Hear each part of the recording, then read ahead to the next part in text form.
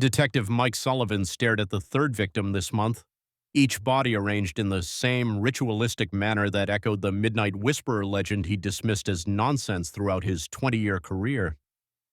The precinct hummed with nervous energy as Sullivan pinned another photo to his increasingly complex murder board, the similarities too specific to ignore. Black feathers placed over the eyes, hands positioned in prayer, and that haunting smile carved post-mortem.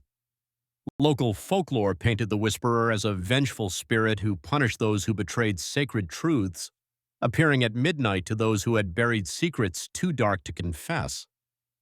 According to Eliza Winters, the town's oldest resident and last living witness to the original killings in 1963, the pattern would escalate until midnight on the winter solstice, when the Whisperer would claim its final, most significant victim.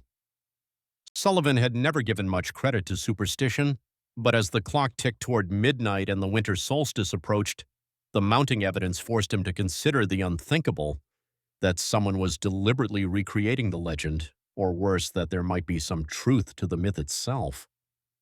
The breakthrough came when Sullivan connected all the murder locations on a map, forming a perfect pentagram with the abandoned St. Michael's Church at its center, the same church where, according to legend, 5 witnesses had betrayed an innocent man to the hangman's noose in 1887.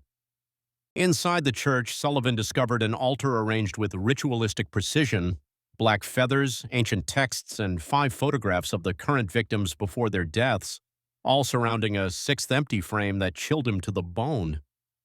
When Sullivan glimpsed his own reflection in an antique mirror behind the altar, he didn't see his present self, but rather his childhood image, triggering a buried memory of witnessing a murder in this very church 30 years ago, a secret he'd suppressed and never reported. As the church bells began to toll midnight and a cloaked figure emerged from the shadows, Sullivan realized with horror that he wasn't hunting a copycat killer or a vengeful spirit. He was facing someone who knew his childhood secret and had orchestrated everything to bring him here as the 6th and final victim. The figure lowered their hood to reveal a face Sullivan hadn't seen in 30 years, the sister of the boy whose murder he'd witnessed and never reported, her eyes reflecting both rage and vindication as she whispered, "The Midnight Whisperer comes for those who keep the darkest secrets, detective, and your silence has been the darkest of them all."